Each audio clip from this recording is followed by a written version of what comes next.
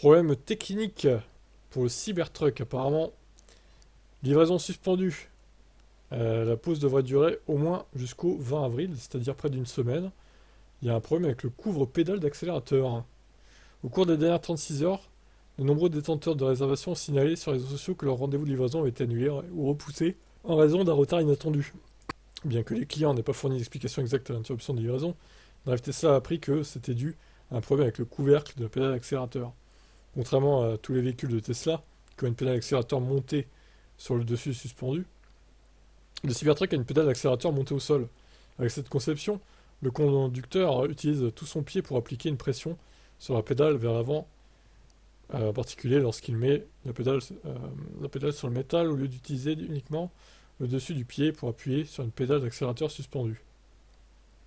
Alors ouais, d'ailleurs, qu'est-ce qui est le mieux en fait? Est-ce que c'est mieux une pédale montée au sol ou est-ce que c'est mieux une pédale suspendue? Parce que là on a une photo, voilà par exemple, on a le frein à côté et la pédale accélérateur qui est au sol du coup. Alors moi je dirais à vue de nez comme ça, je préférerais quand même les pédales normales quoi en fait, hein, suspendues, hein. Au sol je pense que c'est une question d'habitude mais je sais pas si ça irait quoi. Bon, je crois pas, non j'ai jamais conduit de voiture à pédale au sol donc c'est dur à dire hein, honnêtement. Dites-moi votre avis si vous en avez déjà conduit des véhicules comme ça. Le problème surviendrait lorsque la pédale d'accélérateur est soumise à une force excessive sur une période prolongée. Ça pourrait entraîner un déplacement du couvre-pédale en raison des résidus de lubrifiant issus de la production.